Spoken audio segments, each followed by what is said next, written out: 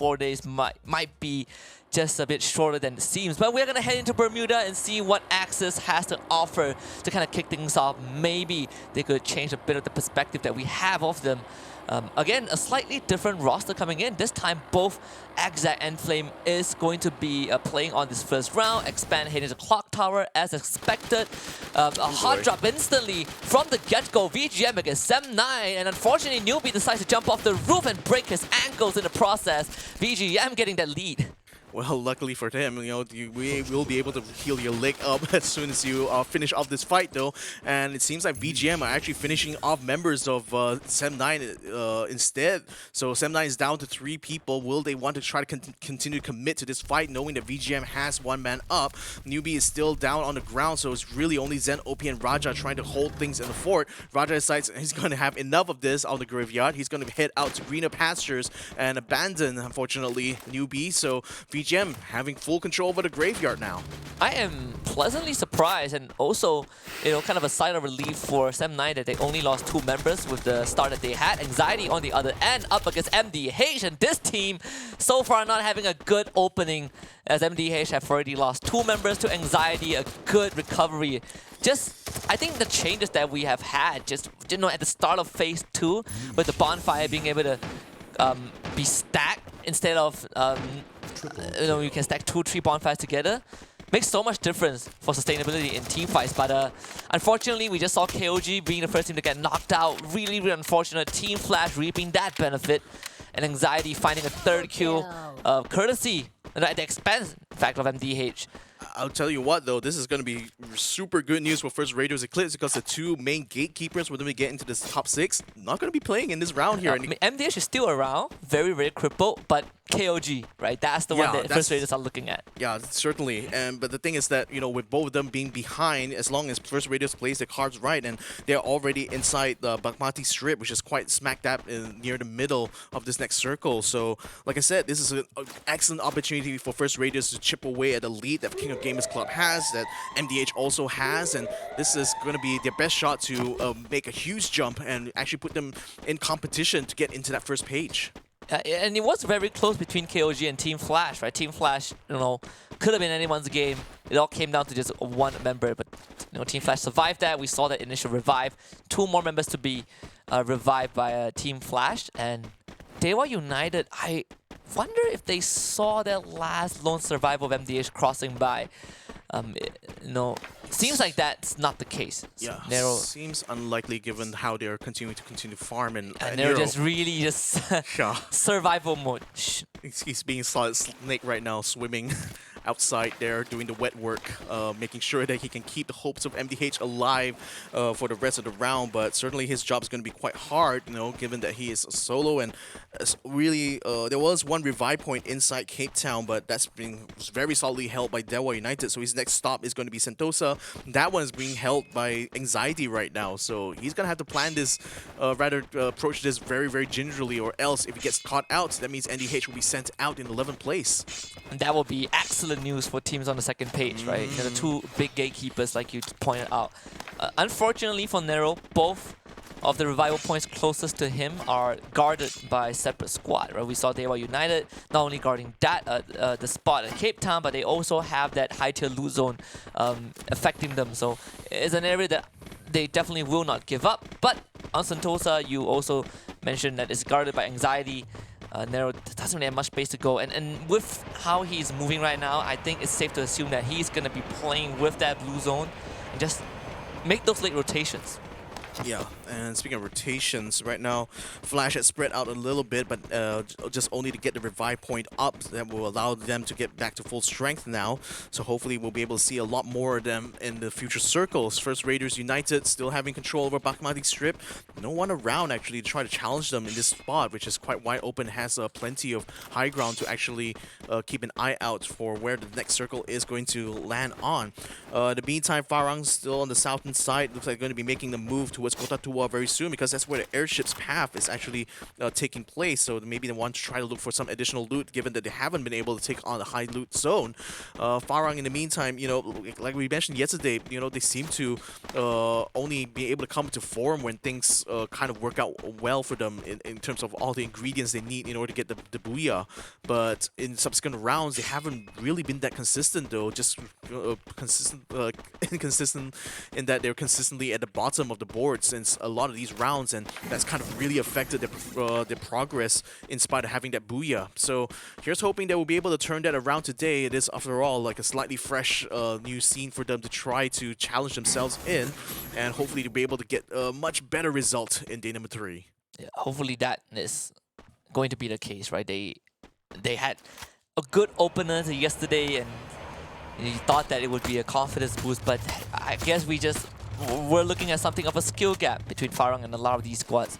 Dewa United runs into their first obstacle, and unfortunately it's none other than Heavy, a team that yesterday did rain a lot of pain on Dewa United, and you can see that the Indonesian team has no intentions of continuing this fight. They are just trying to stall Heavy, but knowing Heavy as a squad, they are not going to let this slide.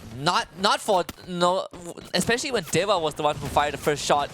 Virus goes down, and that's the green light. Fudai with a good nade right on the bullseye, getting the first point for the team. Heavy looking for more.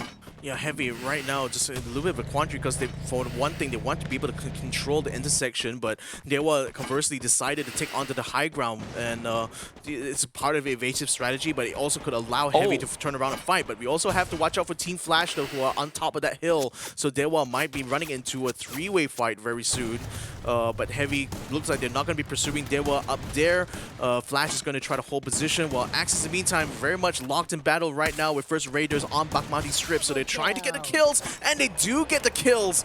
Oh my goodness, Axis, they are still going to be able to revive back the 2 members, not having to look for a revive point, but that seems like First Raiders has just lost a chance now to chip away at the lead that King of Gamers MDH has. Yeah, and to make matters worse, MDH is still in the game, so this is MDH's chance to extend the lead between them and KOG. I say that MDH is out, so the 3 teams that we wanted to look at apparently didn't get to play this game, so we're back to square one.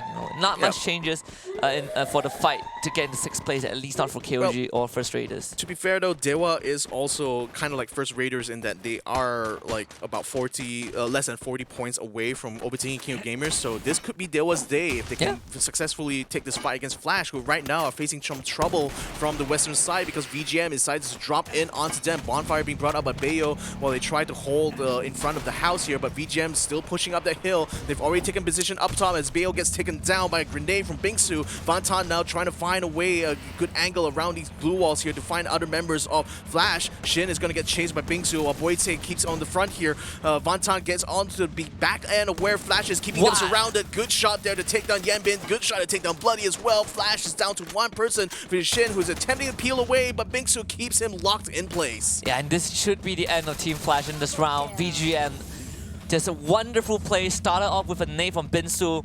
Team Flash actually were not fully prepared for that fight. One of their players, I believe Shin, was really far away on the flank, spotted out by a VGM when he was about to join the entire skirmish. So very unlucky for them. Dewa United trying to be cheeky on this bridge, get a couple of long-range shots, but unfortunately VGM were out of sight, so Dewa United can't get much done. Good news for them is that they're still in the game with 8 teams remaining. Dewa continuing the game of survival. In fact, they are getting pressured just by a bit by VGM on one side, but they have bigger problems though.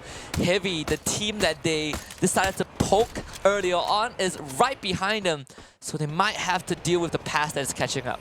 Yeah, the bridge, I mean, the good thing about the bridge is it does have a wall tall enough to prevent any, like, errant headshots, so they do have that going for them, but Heavy is going to be pushing onto the bridge itself, and Fudai has been sending throwables all their way, and that's already putting Dewa under a lot of pressure now to decide how they want to approach this fight here, because I think they will be at a slight disadvantage, though. I'm not sure how many glue walls they have in total, but Iki only has 3, now he has only 2 left. Good toss there, but unfortunately Iki was still up in front. Ren friends unfortunately has been knocked down. It looks like he's been taken out. Iki gets taken out by a grenade now from Fudai.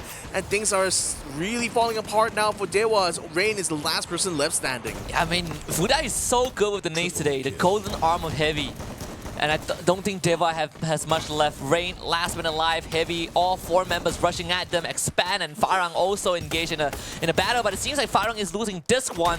We just have to keep an eye on that mini screen, but priority is on Heavy, trying to hunt down the remnants of Deva United. That nade just a bit short. Heavy decides that it's more than enough. Deva completely crippled and having to play the rest of the round in a very slow manner. Farang was able to get away from Expand, only suffering 2 casualties. It's not too bad, but unfortunately for Rain, he just avoided Heavy, but Anxiety is right underneath this bridge. Yeah, I think it's going to be spotted sooner rather than later, though. And Anxiety now putting the Anxiety onto Dewa United here because, like, if Rain gets taken out, that's the end of the run for them on this round here.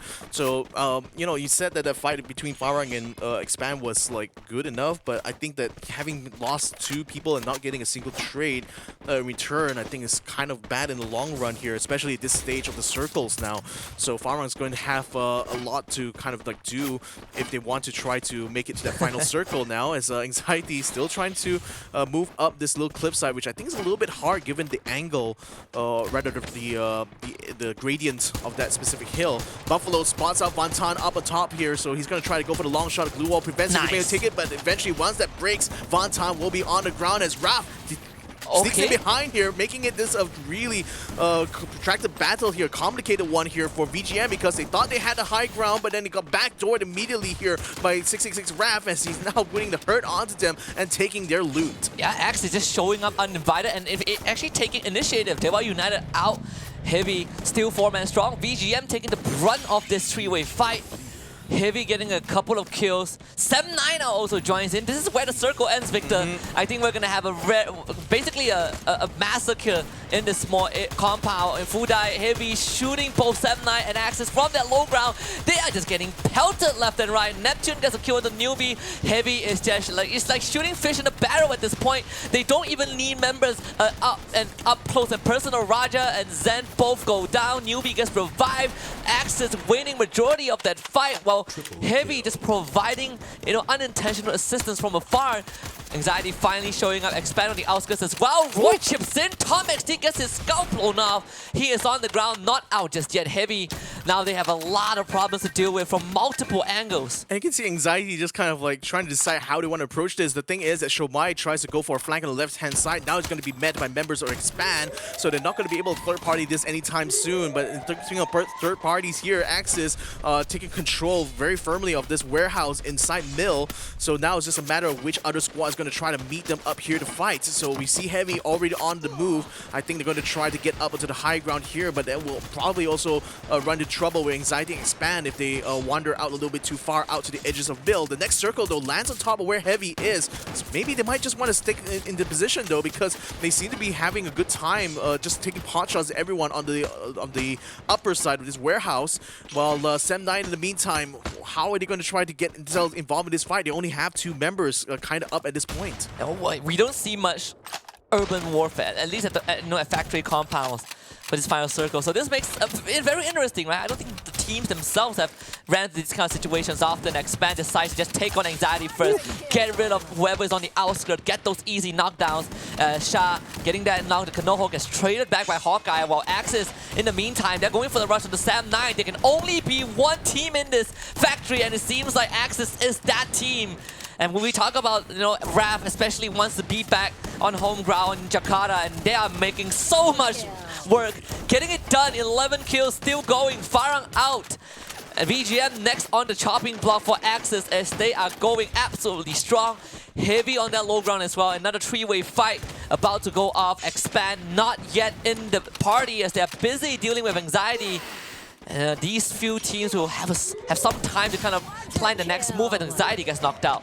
Ooh, and yeah, Anxiety completely taken out by Expand squad. The only other squad with a 4-man stack aside from Axis here. So it's looking like two of them will have control over this circle here. Can just find a good position to take on these other two squads here. So Heavy and VGM right now. VGM having the worst off situation here, being only two members left. And now they hold up inside their wrap with a shot there. Takes down both Buffalo and Mill now. But Mill now is still up and running though. He's going to see whether or not he can try to run off here. But that's unfortunately going to keep Buffalo completely out on the lurch here. He gets taken out by BGM. Then Rav is going to use the opportunity to try to take him on, but the glue wall comes out in time before they're going to be able to finish him off. So they'll force to peel back a little bit, regroup as well on the other side of this warehouse. Next circle is going to be coming soon, or rather, the next circle is literally the last one now. No more chances here. Rav, or rather, Axis is going to have to stand their ground and fight. And look at Expand. They actually have all the kind of the perimeter covered.